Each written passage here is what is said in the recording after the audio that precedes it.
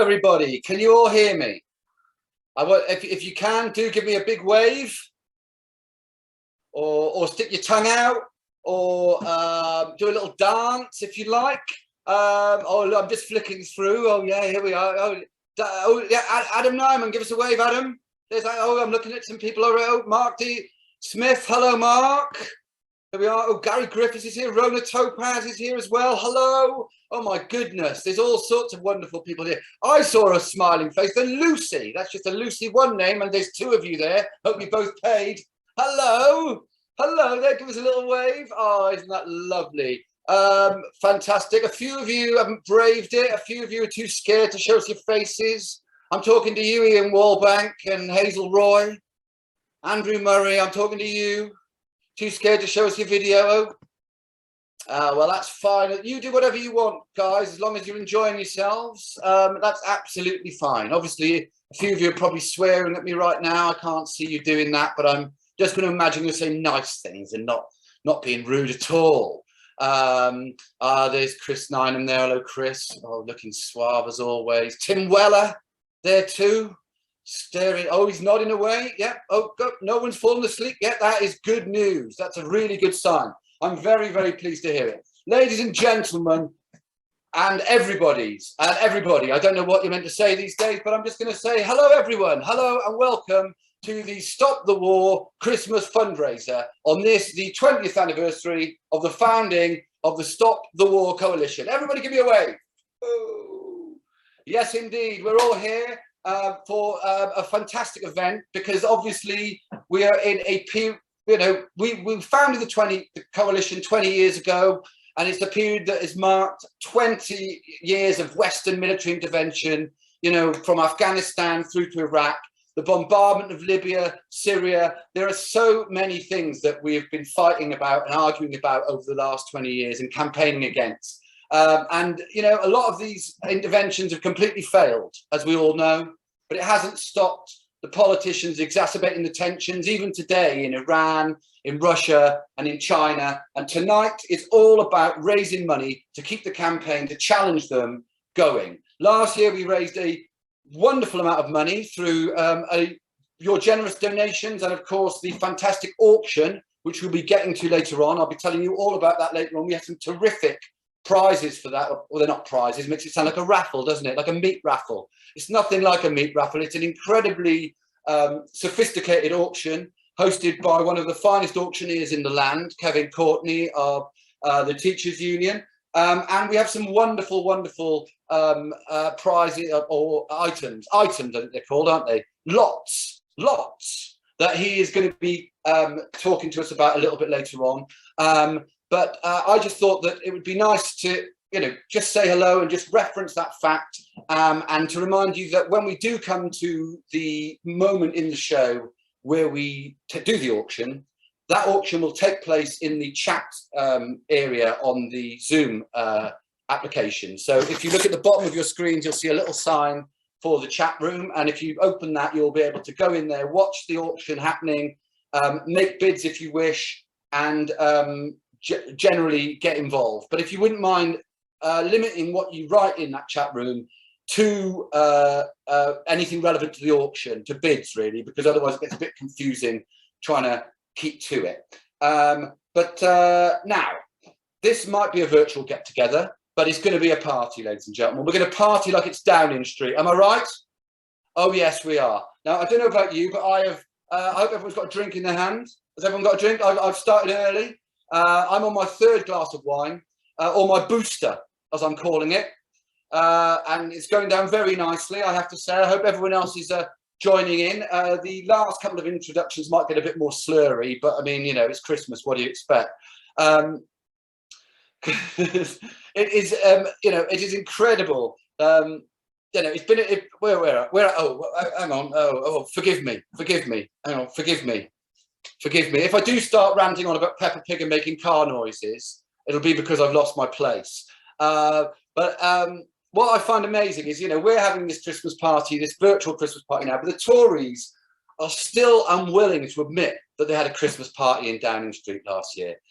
They're unwilling to talk about it. They won't admit it, and there are journalists all over the country. I was talking to some friends of mine who are journalists today, desperately trying to find photographic evidence of that party. But ladies and gentlemen, I can tell you that I have proof that the party not only took place, but somebody did the classic of getting drunk and photocopying their arse on the photocopier. So I've got a copy of what evidence, ladies and gentlemen, that's what I call it, pure evidence. I can see Kevin Courtney laugh. I mean, I can only imagine how much everyone's laughing at that at home. It's going to be brilliant. But Boris is still denying he knew anything about this party in Downing Street, which I think shows us just how unpopular he is, isn't it? Because if there's a party going on in your own house and you're not invited, that is a sign that you're pretty bloody unpopular, isn't it? No, it's but in fairness, there could well have been a party going on in his house. We wouldn't know, would we? Because let's be honest, his wallpaper was so loud he probably didn't hear it. You know. But anyway, my name is Steve Parry. I'm an activist with Stop the War, and I am going to be your host for this evening. I'm going to be taking us through the show and introducing all our fantastic performers we have with us tonight. We have some of the most fantastic names of stage and screen joining us a little bit later on. We have leaders of the political movements that defy description, ladies and gentlemen. They're absolutely terrific people, and you know, it's going to be terrific. So we have got loads to get through. So I'm going to introduce us and get started with a message from a great supporter of the movement of Stop the War.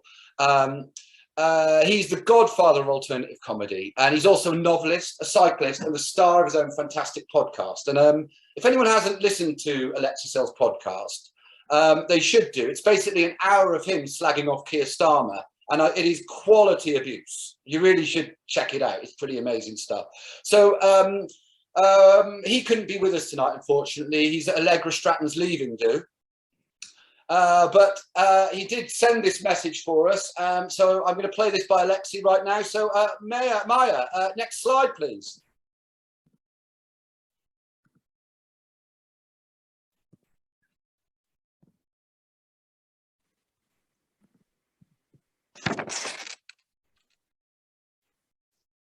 Hello, everybody.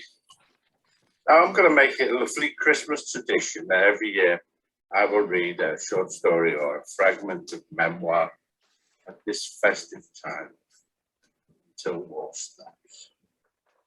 And this is a story about, I was making a movie in the south of France, a terrible movie called Bride, starring Sting and Flashdance star Jennifer Beals. What I see it, it's probably on YouTube. And filming was suspended because of various medical problems. Film was suspended for a while. I went back to London and I picked up my my Rover, classic car that I used to drive in over, the Rover 3.5. And so I picked this up just after we leave over. The film was being made in Carcassonne, South. After the initial glitch, the Rover behaved itself and motored back across France. The big Buick-derived 3.5-litre V8 engine burbling away as we sped down the autoroute into the heat of the south. When we reached Carcassonne, filming had still not resumed, so not wishing to hang around, we headed off again, driving further south, finally crossing into Spain. Needing fuel, I stopped the coupe at a shabby little town right on the Spanish side of the border. Pulling into the petrol station provoked a sudden and unexpected tug of memory. Looking around at the tiled roofs, the faded antique shops, and the dusty bodegas, I said to Linda, I know this place. While the fascist dictator General Francisco Franco had ruled Spain, we had felt unable to visit. I don't know if you remember in the 70s, it was virtually impossible to buy an anti-fascist orange because they either came from Israel, fascist Spain, South Africa. And so that's one of the reasons why the left looked so sickly in the 70s.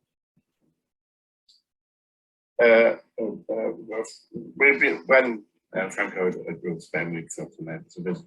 When he died, we felt it was our anti-fascist duty to to have a holiday there. So a couple of years later, in 1977, we took a 10-day package tour to the Costa Brava. It was a cheap holiday with 4 of the 10 days spent on the coach that took us from London to the Catalan resort of Calella. We left Victoria State Coach Station in the early morning, crossed the channel on the ferry, and by lunchtime we were in a weird French modernist new town where most of the passengers ate at a branch of a cafe chain called something like Restaurant Flunchy. Not near Linda though.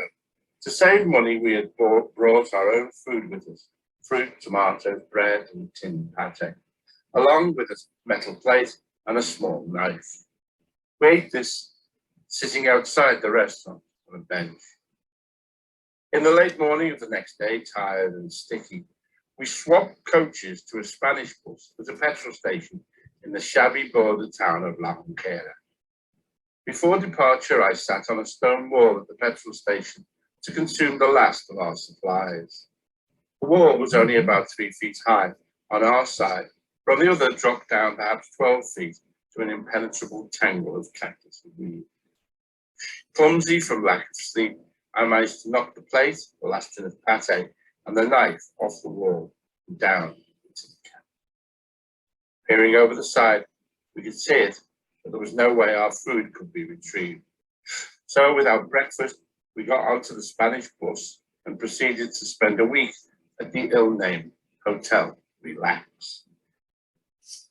On the way back to the UK, all that could be seen from the rear of the coach was rows and rows of straw donkey ears poking above the seat back, gently swaying along with the rhythm of the road, all belonging to the large souvenir animals everybody, apart from us, had bought.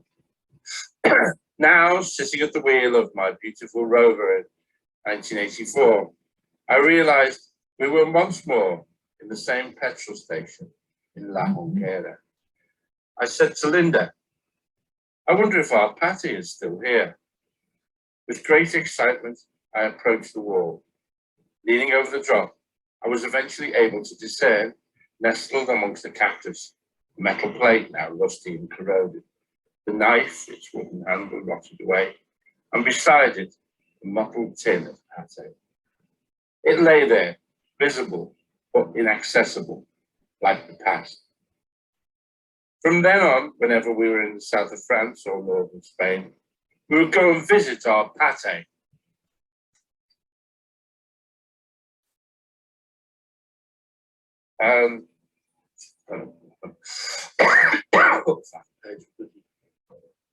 When I told Peter Richardson, who holidayed every year with his family as a resort on the Costa Brava about it, they started visiting our pate too. Over the years, this tin of pate, the knife, and the metal plate seemed to me to become a sort of monument to my career and my life. Every time I looked down at the slowly decomposing metal, I reflected on how far I had come, who I had been when I lost my pate, and who I was now. Merry Christmas, everybody.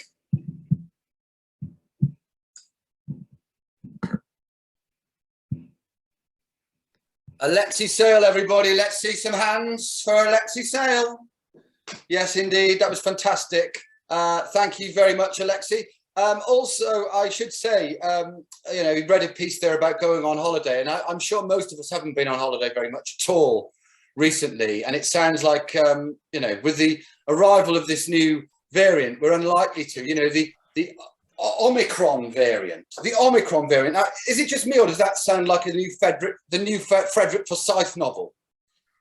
You know, to me it does anyway. But anyway, talking of novels, talking of books generally, somebody else who's got a brilliant new book out at the moment about the wars going on that have been going on in Afghanistan for the last 40 years is our next speaker. He came to prominence during the student uprisings against Vietnam, and since then he's had a very profound impact. Or just a profound impact, I think you have a very profound impact on the left and the anti-imperialist politics around the world. He's also pretty cool. The Rolling Stones were inspired to write their song Street Fighting Man about him. And also John Lennon was inspired to write Power to the People after having been wooed in conversation by him. Ladies and gentlemen, please welcome the terrific Tariq Ali. Hi, Steve. Hi, everyone. Another Christmas is upon us, and the fundraiser, which has now become a tradition for anti-imperialists in this country, certainly. 2 points need to be made. One on Afghanistan, where the United States and the West have suffered a heavy blow. And it's interesting to note and reflect on that Biden's decision to pull the troops out of Afghanistan was a decision initially made by Trump because the Pentagon and the generals had said it had become a completely meaningless war, as the Washington papers revealed as far back in 2015, and no purpose was being served. They didn't know what to answer soldiers who asked the question, how long are we going to be here and why are we here?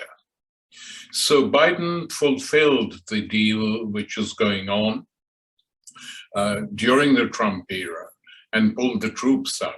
Fine, great, good. They should never have been there in the first place.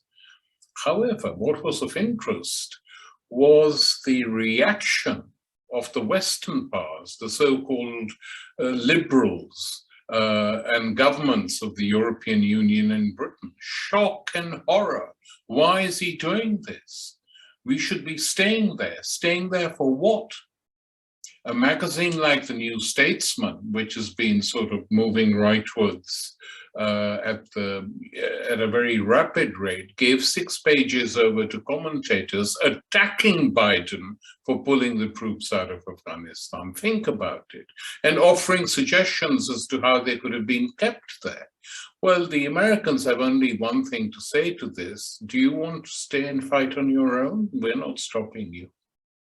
None of these powers are capable of doing that because they're so caught up now with the United States and linked to its military strategies that they can't do anything on their own, which in this case, we just have to say, thank God, because a lot of them would have liked to have stayed on and done the business or kept a few bases there.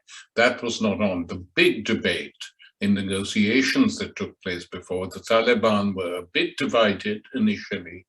Some said let them keep a base, but finally the decision made by the leadership was no military bases at all. And that's what the Chinese have insisted on in return for giving economic aid, helping reconstruct the destroyed infrastructure of the country. But not to punish the guerrilla armies in Afghanistan for rolling back a 20-year occupation in the space of 7 days, for the puppet army with its 300,000 soldiers completely disappearing into thin air. Very few people died actually during these 7 days in which the United States saw a heavy political and ideological defeat being inflicted on them. And the anti-war movement can't take the credit, but we are proud, certainly, in Stop the War, because we set it up, as Lindsey will no doubt explain later, when the Afghan war took place. This was meant to be the good war. The propaganda was horrific to defend the Afghan war. Operation Enduring Freedom, they called it. And in this period of 20 years, everything began to collapse in that country, especially in the countryside. So this war is mercifully over, but the country is being punished by sanctions. The money that Afghanistan has in American banks, state money, is not being released. A famine is on the way, and new horrors will undoubtedly take place. So having lost, they punish those who defeated them, like they did in Vietnam, by the way. in the 1970s. So our tasks are there. We will have to carry on as long as these policies launched by the United States, particularly after 9/11, continue. Two brief words on the hotspots at the moment. One, the Cold War, which has come up again, is revealing complete and total provocations against the Chinese. I don't think the United States and its allies, Britain and Australia, will have the nerve to do anything, to be perfectly frank. It's designed to put the Chinese on the defensive.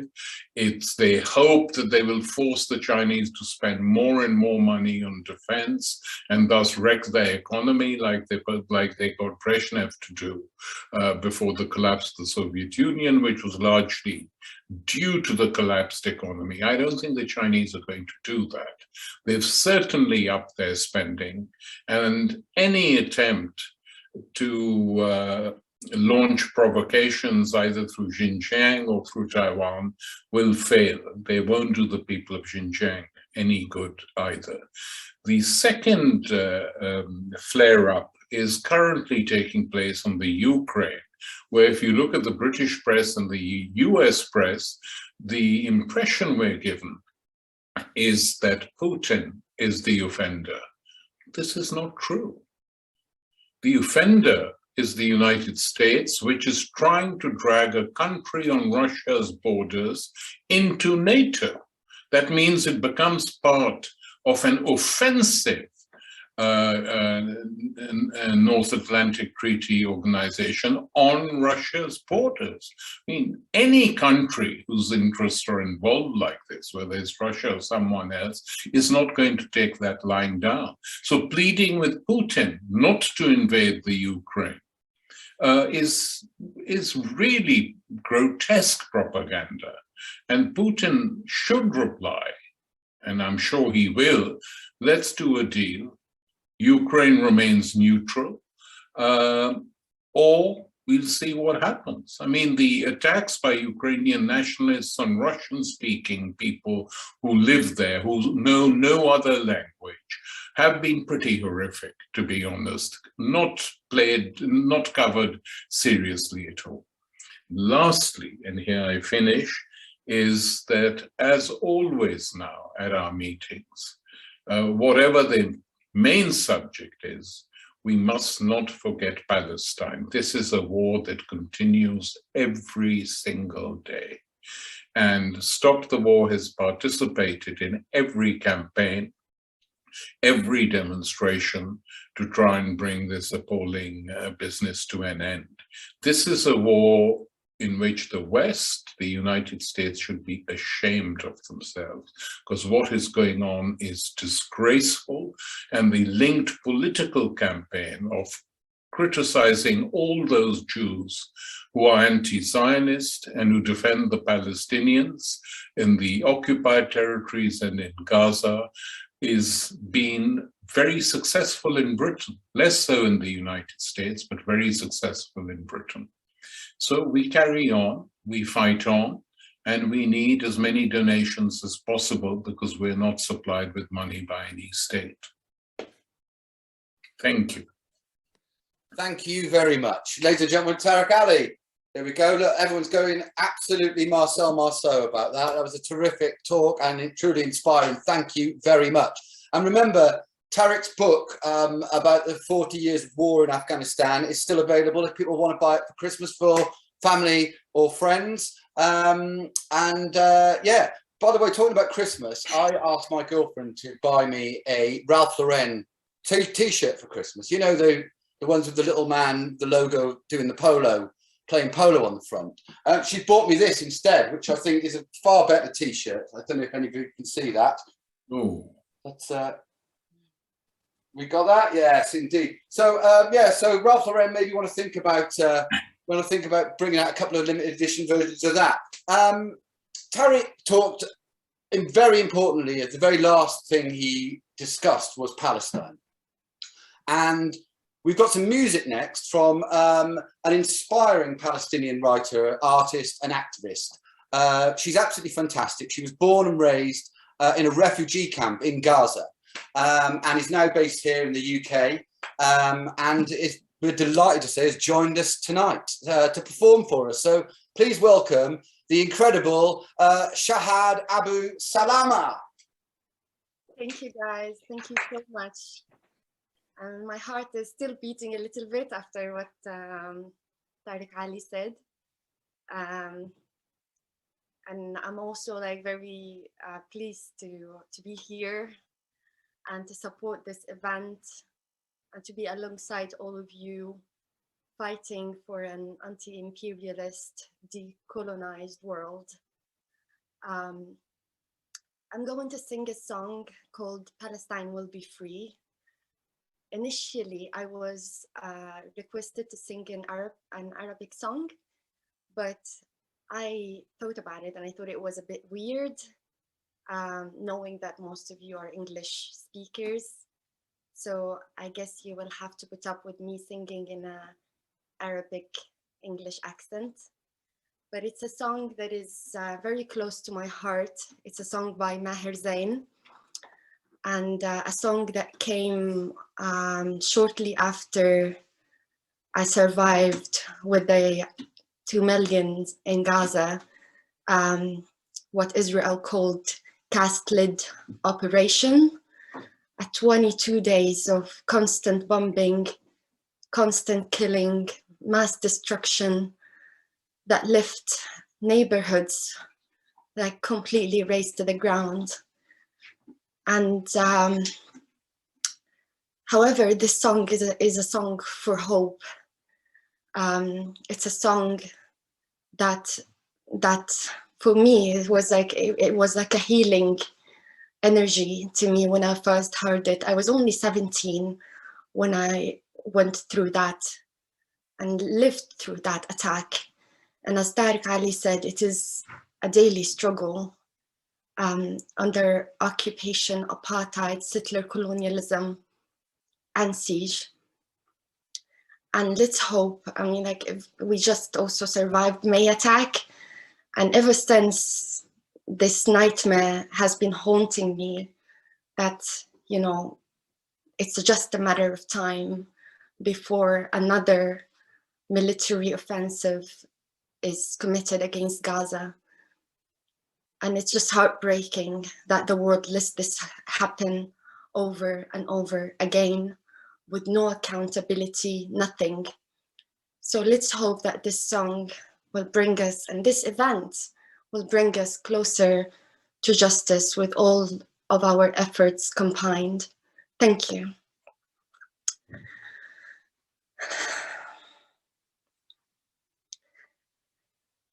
Every day we tell each other that this day will be the last, and tomorrow we all can go home free, and all this will finally end.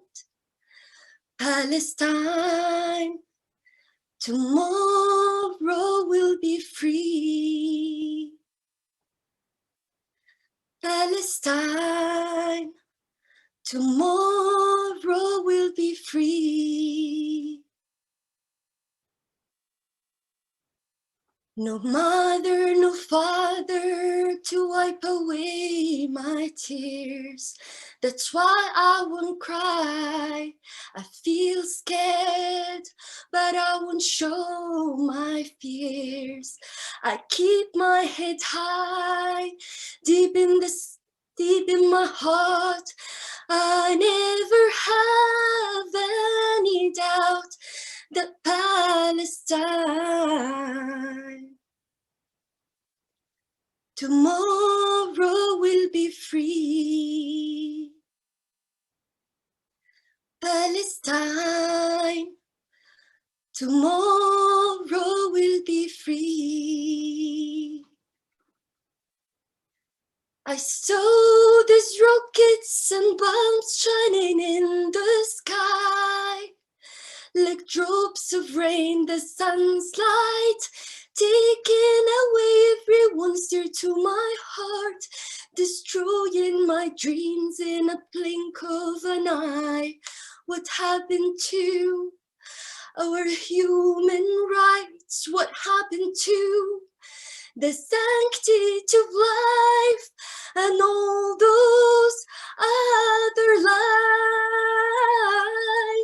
I know that I'm only child, but is your conscience still alive? Oh, I will carry with my bare hands every precious grain of sand, every stone, and every dream, 'cause no matter what they do, they can never hurt you, as your soul will always be free.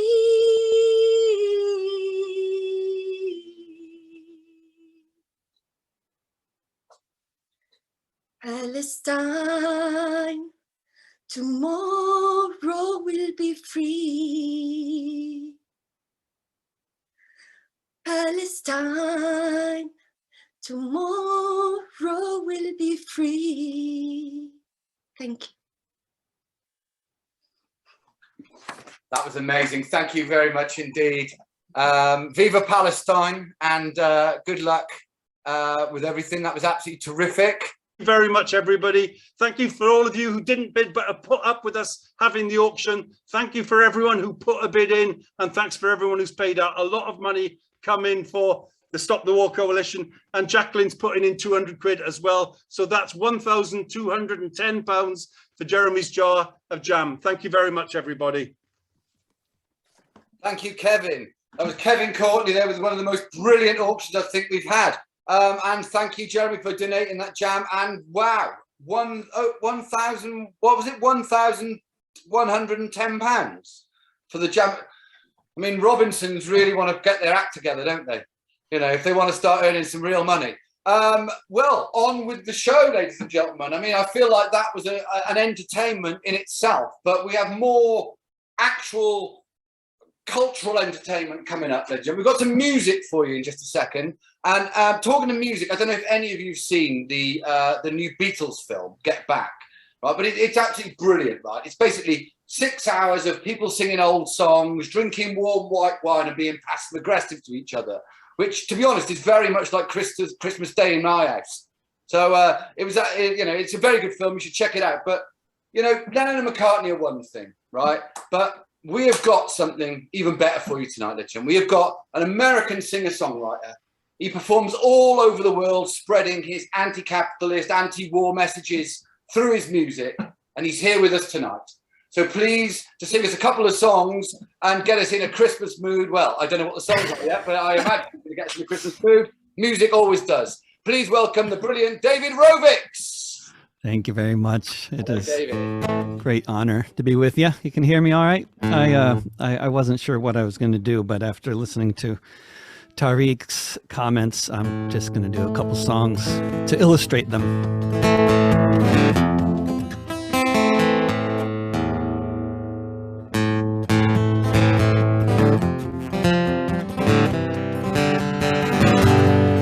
I heard them marching, chanting, "Kill them all." I saw millions of people trapped behind ghetto walls. I saw the soldiers shooting every Friday afternoon. I saw some exposed to sickness with others made immune.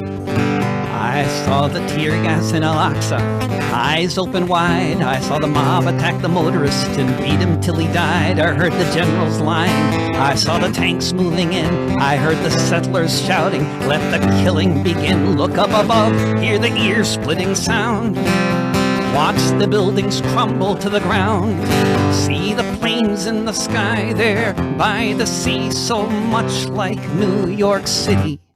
I heard the wailing voices of the dying and forlorn, of the kids who couldn't get out, those who weren't warned. I saw all the schools and hospitals in pieces there still. From the last time the IOF came to maim and kill, I saw the brave children with piles of rocks facing tanks demolishing city blocks. What's left of the grove but some sap as they try to wipe Palestine off the map. Look up above, hear the ear-splitting sound. Watch the buildings crumble to the ground. See the planes in the sky there by the sea, so much like New York City. I heard the DNC and all the Republicans too pledge allegiance to Netanyahu. I heard the president starting the story with rockets from a ghetto where people live in rubble, starved by an embargo. I saw a whole lot of crocodile tears on display for the zillionth time. I heard politicians say, can both sides please de-escalate? On one side are the occupied, on the other an apartheid state. Look up above, hear the ear-splitting sound. Watch the buildings crumble to the ground.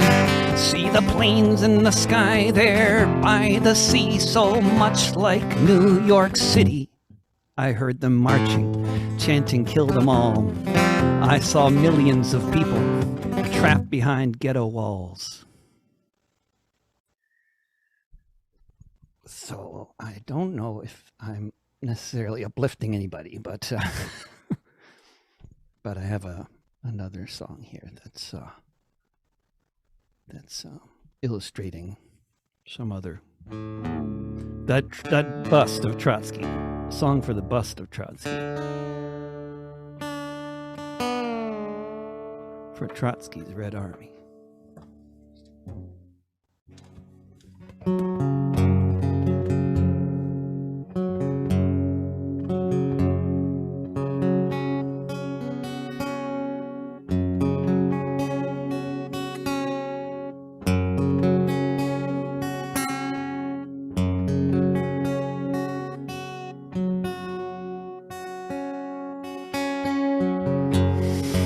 Friend Katerina's grandmother, Katerina. Katerina Jakob, long before she took that name, was organizing workers in Hamburg just the same. Organizing beneath the flag of deepest red, a new dawn of peace and freedom clearly shining in her head. Katerina Jakob first was sent to jail when the trappings of democracy all began to fail.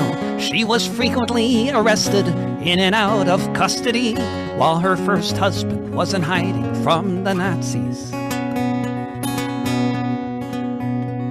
Katerina Jakob was acquitted of a crime, but the Gestapo had the last word. They weren't finished with her this time. She was sent to Ravensbrück, a killing hunger at her side. She heard at the execution how her second husband died. For Katerina Jakob, the end was close at hand. She was on a death march with a ragged, starving band, marching through a forest, being led by the SS. What would happen hours later seemed impossible to guess. When the sun rose the next morning, it was the 1st of May, and they all sang the Internationale. They all sang the Internationale. Katerina Jakob thought about her children and the friends and comrades taking care of them, not knowing yet if any of them survived, not knowing that soon she'd see her daughters both alive. Katerina Jakob watched the German soldiers fleeing, streaming from the east, that's what she was seeing. Allied bombers flew above them, she thought they all might die, and then soon there was the silence of all the SS men. When the sun rose the next morning, it was the 1st of May, and they all sang the Internationale. They all sang the Internationale. Katerina Yakub saw red flags flapping in the breeze above the Russian tanks, and she fell upon her knees. And so many different voices in so many different tongues sang the most beautiful song that could ever have been sung.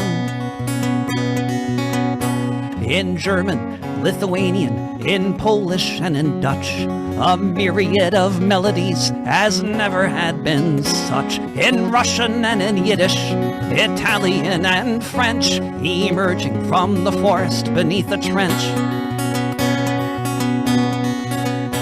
When the sun rose the next morning, it was the 1st of May, and they all sang the Internationale.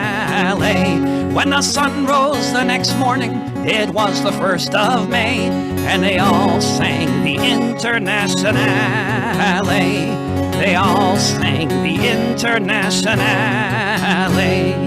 Volke hört die Signale auf zum letzten Gefecht. Die Internationale erkämpft das Menschenrecht. Volke hört die Signale auf zum letzten Gefecht. Die Internationale erkämpft das Menschenrecht.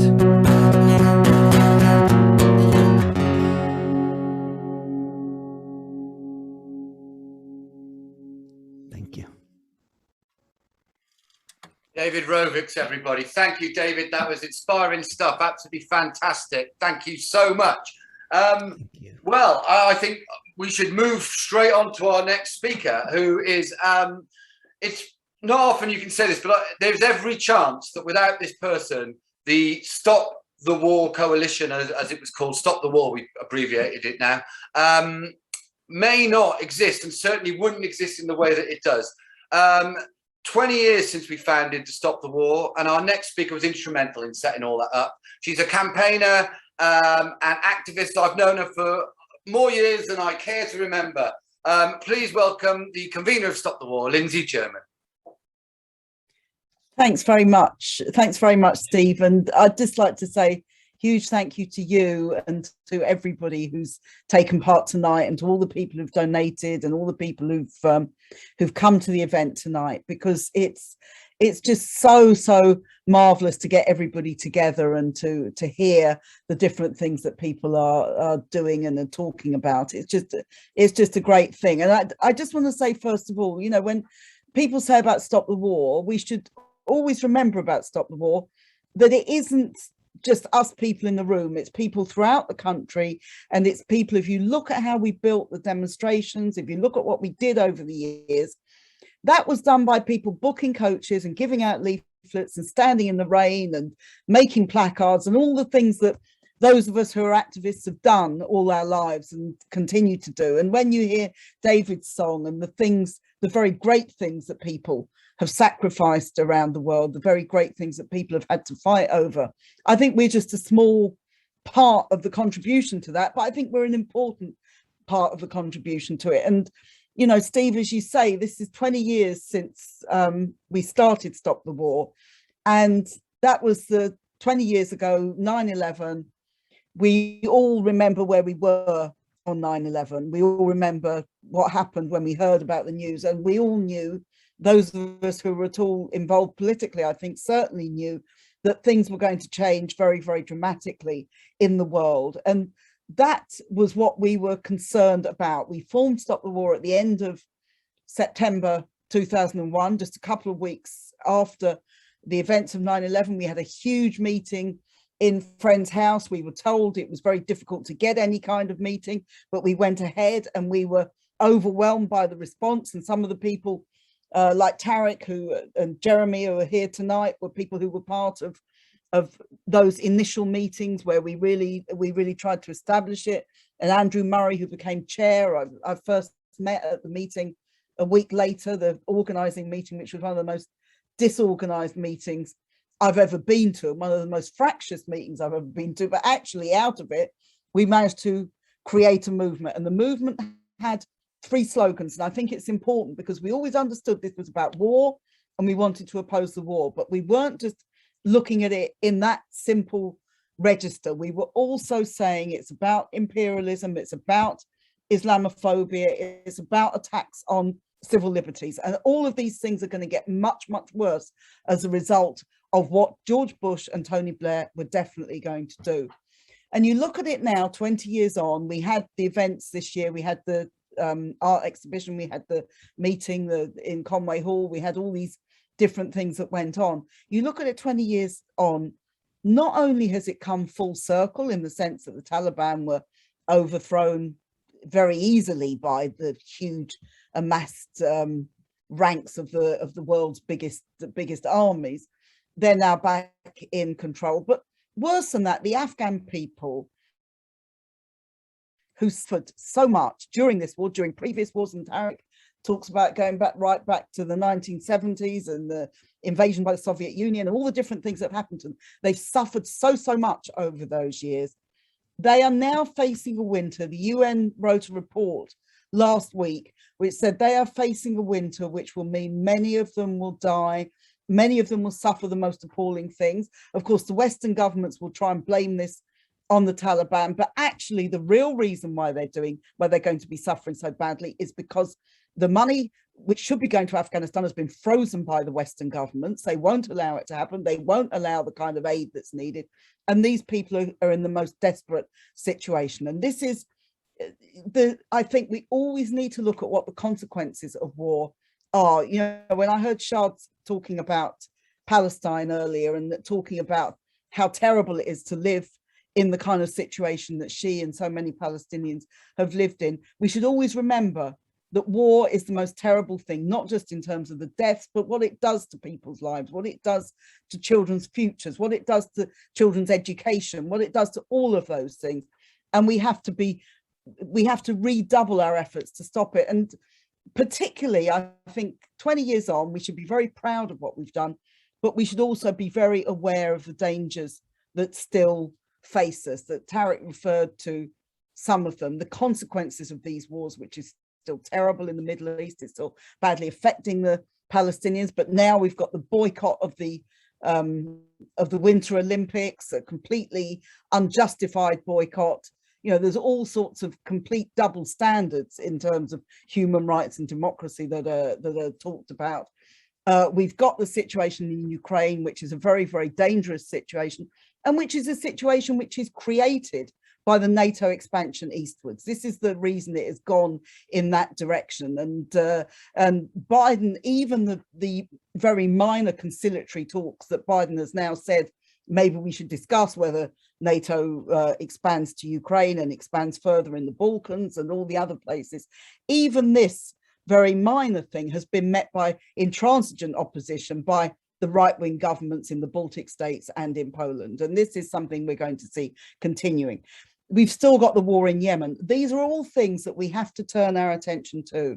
And there are so many things for us to do next year in terms of fighting over all those things, in terms of the NATO summit, which next year is going to increase NATO's attempts at eastward expansion, increase its intervention in other parts of the world as well, including in the Pacific. So all of those are still with us. Just want to say that I think that this last year, we've not only done tremendously well over trying to hold the government to account over Afghanistan, and what a disgrace it is that none of the voices against war have been allowed on the BBC or ITV. Tariq should be on there all the time. There's all sorts of people who said 20 years ago, this war was wrong.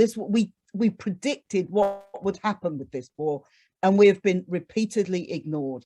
And so I think we've done fantastically well to try to hold the government to account, but we know they will do these kind of things again. They learn nothing from the defeats that they've gone through.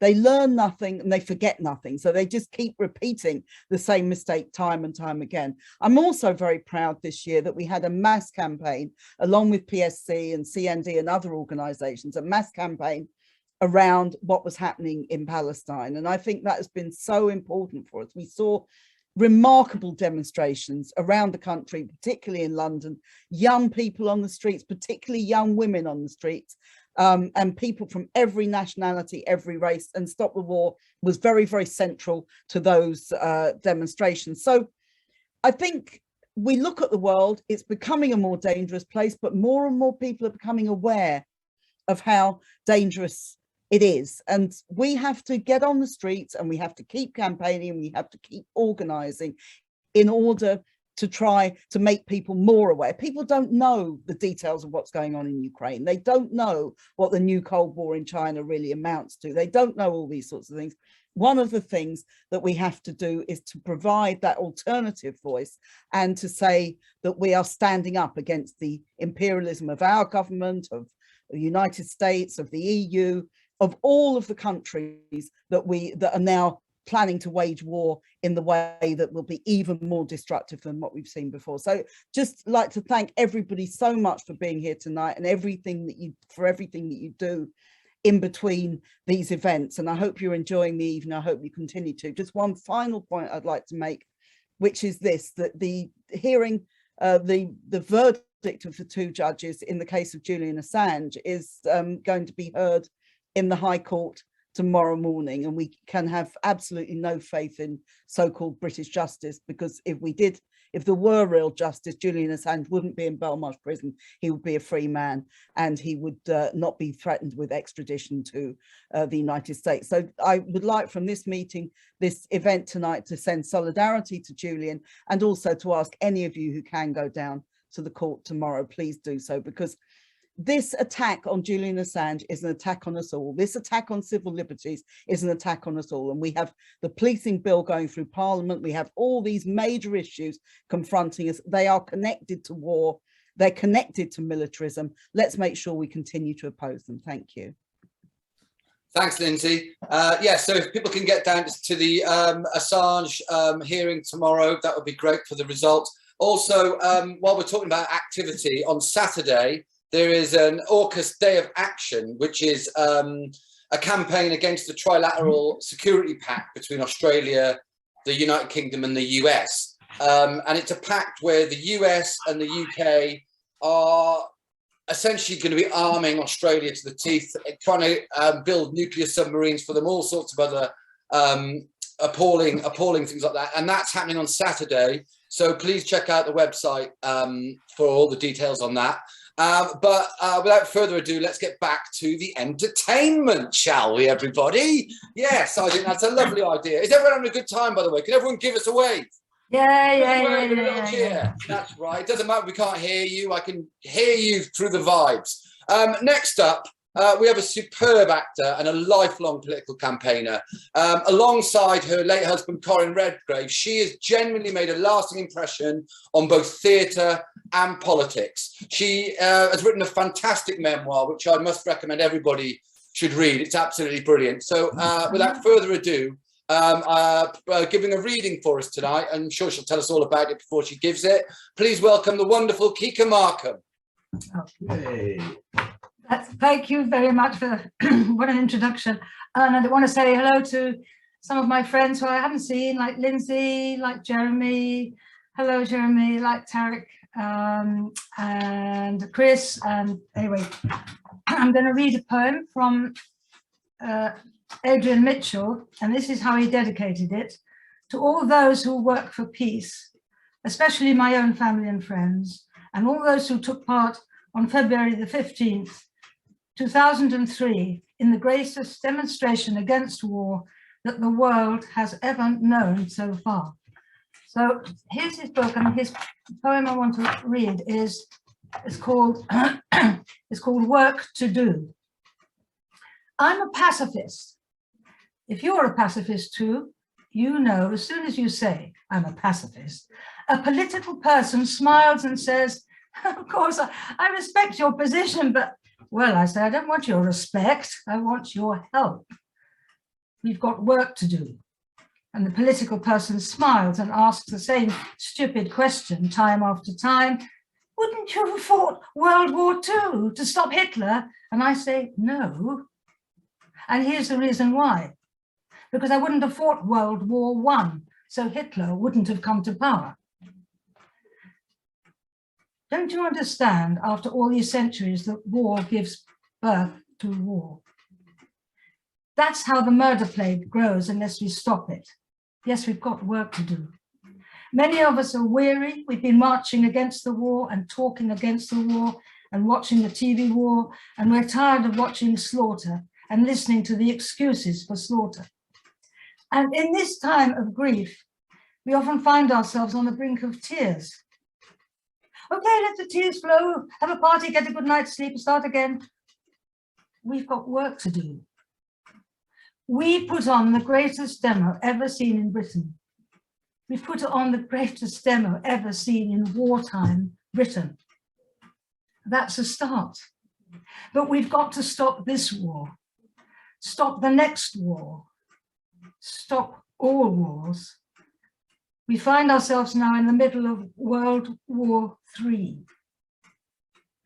The war which started when nuclear bombs dropped on Hiroshima and Nagasaki. World War III, the war between the rich and the poor. That's the task ahead of us, to bring an end to World War III, to heal the wounds of the world, to bring peace throughout the world. We've got work to do. We'll work with our French, German, American, Russian, Chinese, Pakistani, Cuban, and South African, and Iraqi brothers and sisters. We'll make the United Nations a blessing on the world.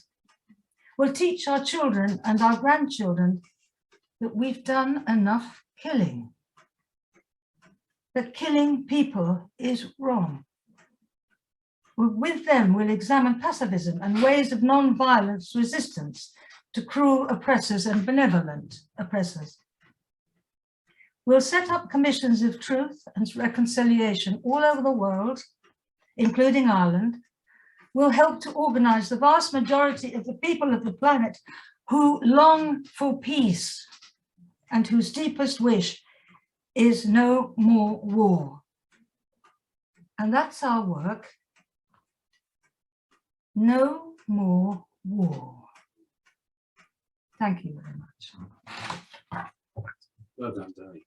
Thank you, Kika. That was fantastic. A brilliant poem. Adrian Mitchell is terrific. You should all check out lots more of his work, as well as Kika's book, which I mentioned earlier on as well. And we're going to move straight on to our next speaker, who really needs no introduction. He's an icon of the anti-war movement and the socialist movement, and he's my local MP as well, which is always handy.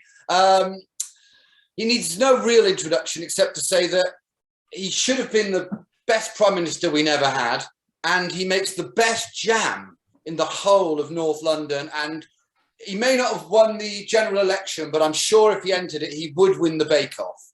So let's all encourage him to make sure he does the Great British Bake Off next year, and give a warm welcome, please, to one of the founders of our movement, Jeremy Corbyn.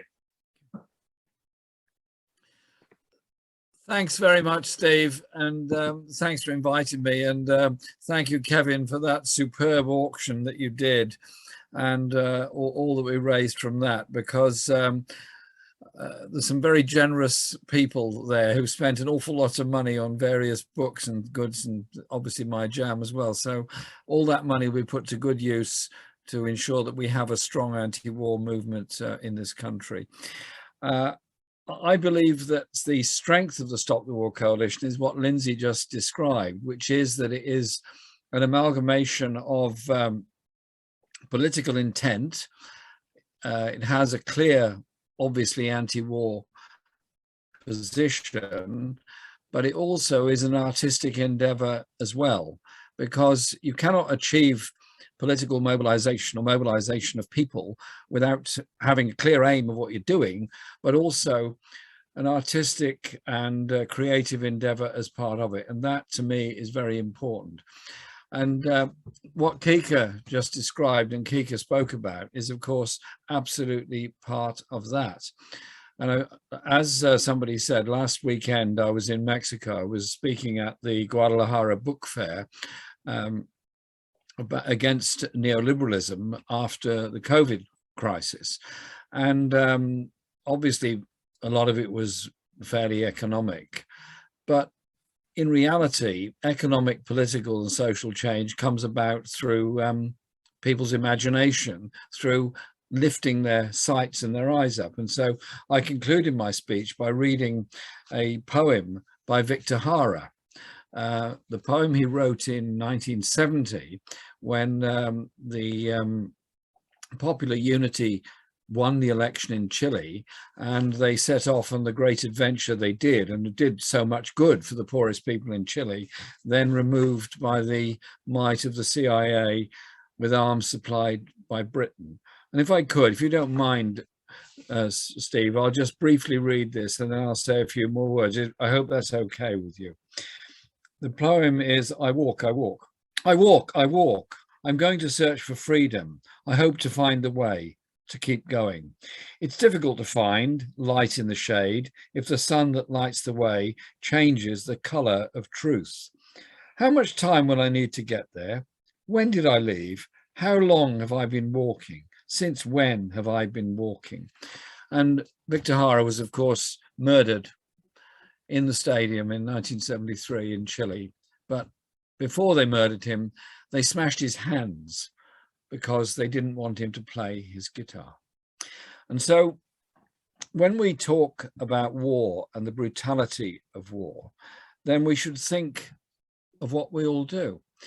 At the moment, there are 70 million refugees around the world, and last week there was huge concern about the tragedy of those that died in the English Channel. The response has been interesting. This week, the government pushed through a disgusting bill in Parliament, which would make it more difficult, if not impossible, for people to legitimately and legally seek asylum in this country. The numbers of people seeking and gaining asylum in Britain on a global scale is very, very small. There are 1 million refugees living in Bangladesh. There is, by proportion, a tiny number living in this country.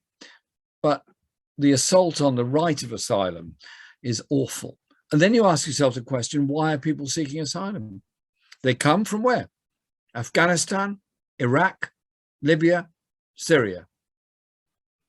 All places that Britain has been involved in wars in the past 20 years.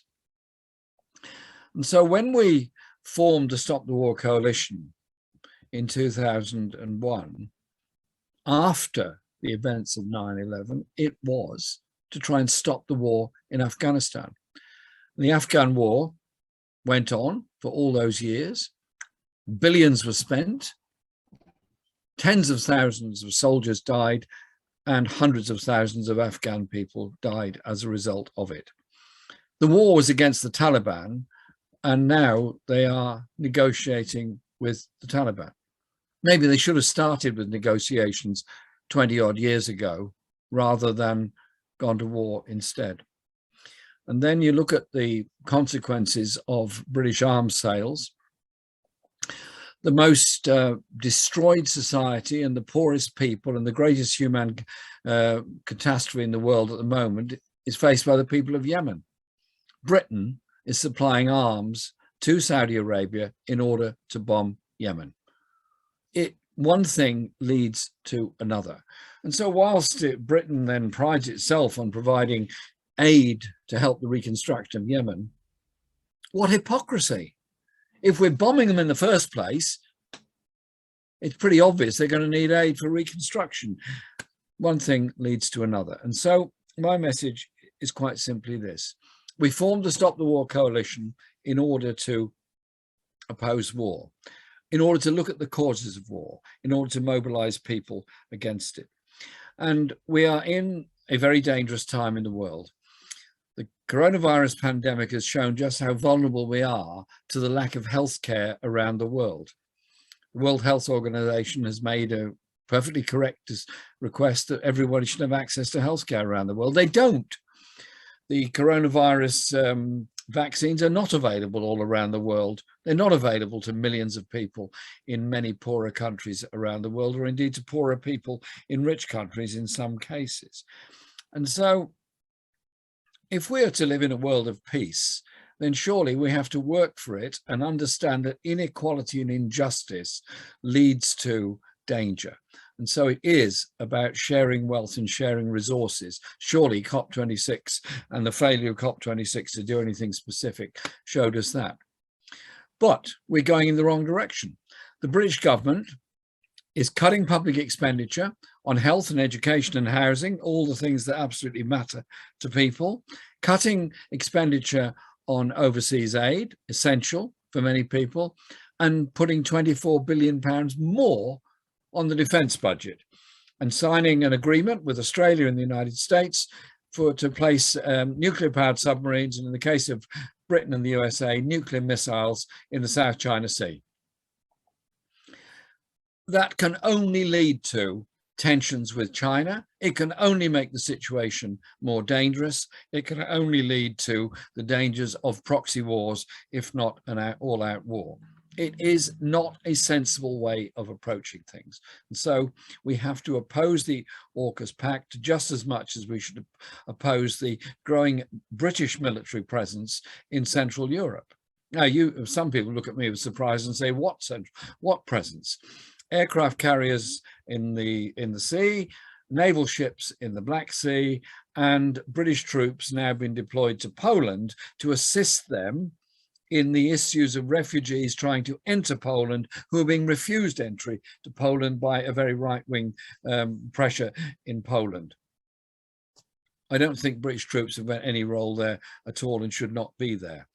And then the buildup of tensions between Russia and NATO on the borders of Ukraine and Russia is very, very dangerous. Very, very dangerous indeed. We need a voice for peace. We need a voice for sanity and a voice for dialogue.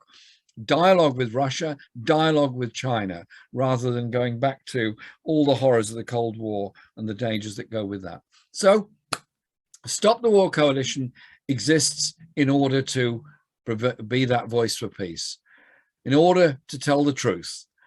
That's why we were founded. That's why we exist. And that's why it's so essential that we carry on. And it's been my pride and pleasure to be part of the Stop the War Coalition since the very beginning. And the speech I gave of apology by the Labour Party for the Iraq War was something that I was put under the most enormous pressure not to make, right up to the moment I walked over to Church House in order to make that speech. I was getting demands from people who were complicit in the war in Iraq that I should not do this thing. It would be very dangerous and very damaging. We did it because that's what we believe in. And we will always do things that we believe in, because that is the only way you can bring about a more peaceful and just world. Thank you, everyone, for being on the call. Thank you, Stop the War, for all the work you've done. And thank you, Jeremy. Jeremy Corbyn, everybody. That was terrific. We are racing towards the final performance of the evening, ladies and gentlemen. It's been a wonderful night of entertainment and politics. I hope you all agree. There's a couple of little things I'd like to just remind you of. I would like to remind you about the 2021 Stop the War appeal. Obviously, if you have any money left after the auction, we would really appreciate it if you could go to the link in the chat and make a donation to the appeal. Rob Costello, I'm talking directly to you. You seem to have money to burn, mate. So we'll have it. Thanks very much. And also, if people here aren't members of Stop the War, you can become a member. So please also go to the link in the chat and do that. So we come to our final performer of the evening. And in my view, this person is one of the greatest stage actors of our generation. He's an Oscar winner, a BAFTA winner. He's won Olivier Awards, he's won Tonys, and he is part owner of one of the most expensive jars of jam in the whole world. Ladies and gentlemen, please welcome the wonderful Sir Mark Rylance. Can you see me okay and hear me? Yeah, we can hear you loud and clear. Oh, bless you, Steve. What a lovely introduction. I can only imagine all of you 143. I can't see you, which isn't my preferred way of performing. I'm so surprised and honored to be your final speaker tonight and to follow dear Jeremy. I can't tell you what it means to me to have been alive in a time when there was a leader in the House of Commons who believed in doing the right thing. who believed in doing the right thing, despite all those people complicit and ashamed and unable to forgive themselves for doing the wrong thing.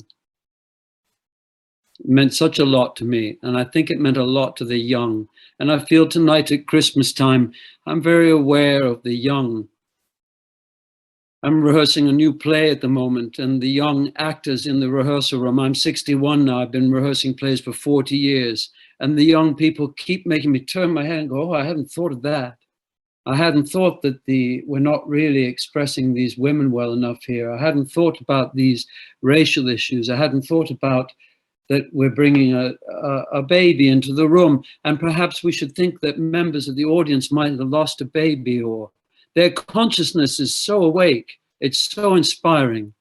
And so this very dark time of the year between Halloween and All Saints and the end of autumn and before the light starts to grow at Christmas time, this ancient, ancient ceremony that's now called Christmas, but really is much, much, much older and is just an aspect of nature, the midwinter solstice and the turning of the light. It always makes me think of how we can have hope about the young, and the young are so inspiring, aren't they, in all fields at the moment. The change is so different, and it makes me think that this is a dark year this year, all the war, all the suffering. From the Mayan perspective, this is the darkest year in 26,000 years. We're in great, great cycles of change, great, great cycles of change. And it's a little tiny difference when you first see the light coming through, some kind of hope and some kind of order, isn't it? How many of us living where we do know that point in the horizon where the midwinter sun rises and can tell that it rises in the same place for 3 days, and can tell when it starts to go up the eastern horizon towards the full light of a summer's day? Not many of us now. We're so divorced from nature. So I look to old stories, Shakespeare. I look beyond that, as our culture does, because we're all Christian. And the irony of this Christmas Stop the War party is that we're part of perhaps the most violent faith that has ever been known in human history, the Christian faith. Surprising, isn't it? And I found this old poem to an older god, which was a bit informative to me. This is a poem to Ares, the god of war. Surprising to pray to the god of war to stop the war Christmas thing, but there's something to it. Hear me, the old poet says, it's from Homeric hymns. Hear me, helper of mankind, dispenser of youth's sweet courage.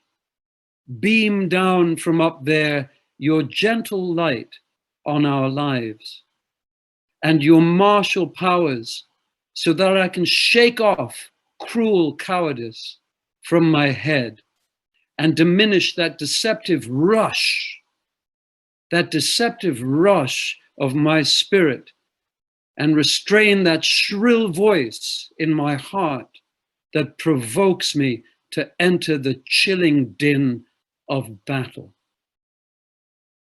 You, happy God, give me courage. Let me linger in the safe laws of peace, and thus escape from battles with enemies and the fate of a violent death. A prayer to the God of war to help us stay in peace. Sometimes I expect you may feel the same. I despair. What hope can we have to really stop war? Kant, I was reading today, wrote that man wills concord, but nature knows better what is good for the species. She wills discord. And indeed, it's true. Look at our group here tonight and how Lindsey spoke a few minutes ago of how we grew out of one of the most fractious meetings she'd ever attended. But no one killed anyone at that meeting. No one even hit anyone at that meeting. From that fraction, from that discord, from that internal dissension, from our ability to strive together in friendship, we formed this incredible movement, which is just the latest youthful movement of many, many people who have fought for peace for hundreds of years. So it's not war necessarily in itself that we will ever get rid of. War can be a very good thing and can breed new laws and can breed new thought, conflict and discussion, as long as we strive in friendship. But it's that incredible thing in the poem here, isn't it? Diminish that deceptive rush of my spirit and restrain that shrill voice to enter the chilling din of battle. My God, we heard that in the rush into Iraq, into the rush into all these wars that have taken place in our lives. And thank God we're here. Stop the War is here. To just be that difficult fucker in the room, aren't we? That says, wait a minute. Is this really the right way to go? Listen to the clarity of dear Jeremy's thinking and perception of all the things that are going on. No, we may never stop war, but we can transform it into something good, as the ancient Greeks, or at least those Homeric hymns, perceived. Kant, of course, wrote perhaps a little bit before the Civil War, the First World War, and the massive economic connection, the connection of our economies to the manufacture of arms. That's a different influence now, isn't it? The manufacture of arms and the connection of our pensions, all kinds of things people perceive to be good, to the manufacture of arms and the terror, the state terror that we sell around the world. I often say to people, you know, on my street where I live, we're the nation that goes to my neighbor's door when I hear that they're arguing and doesn't say, hey, wait a minute, are you all right? You know, would you like to sit down and chat about it? No, we go to the door, knock on the door and say, would you like to buy a revolver? Help yourself sort this problem out. Maybe you'd like to buy a bomb or a taser, or we could sell you a tank to help you resolve your differences. So this classic Christmas of the old myth that life keeps changing and young people keep coming forward, and there is hope that things never stay the same. And so when things are in the most chaotic and dark, it does mean they'll go up. That meets with this arms manufacture thing. And I know I sang you a song last Christmas, and I feel a little bit like I need to do something similar this year to warrant the honorable place you've given me after all these fantastic people. So I made up a little song tonight to try and pull together my usual chaotic thoughts. And my question to you, what do Judy Garland and Bob Dylan have in common? That's right, Minnesota, both from Minnesota. But perhaps you never heard these two songs put together. First time I've ever done this. Have yourself a merry little Christmas. Come, you masters of war. Let your heart be light. You that build the big guns, you that build the death planes, you that build all the bombs. Next year all our troubles will be out of sight. You that hide behind walls, you that hide behind desks, I just want you to know that I see through your masks. Have yourself a merry little Christmas. You that never done nothing but build to destroy, make the Yuletide gay. You play with my world like it's your little toy. Next year all our troubles will be miles away. You put a gun in my hand and you hide from my eyes, and you turn and run farther when the fast bullets fly. Once again, as in olden days, like Judas of old. Happy golden days of yore. You lie and deceive. A world war can be won. You want me to believe. Faithful friends who are dear to us, but I see through your eyes, and I see through your brain, will be near to us once more. Like I see through the water that runs down my drain. Someday soon we all will be together. You fasten all the triggers for the others to fire. If the fates allow, then you sit back and you watch when the death rate gets higher. Until then we'll have to muddle through somehow. You hide in your mansion while the young people's blood flows out of their bodies and is buried in the mud. So have yourself a merry little Christmas now. How much do I know? To talk out of turn. You can't say that I'm young. You can't say I'm unlearned. But there's one thing I know, though I'm younger than you. At Christmas time, even Jesus would never forget what you do. Thanks so much for having me here tonight. Thank you, Mark. That was absolutely fantastic. Mark Rylance, everyone. How brilliant was that? So I think we will sing and mute to say goodbye. That brings us to the end of the evening. But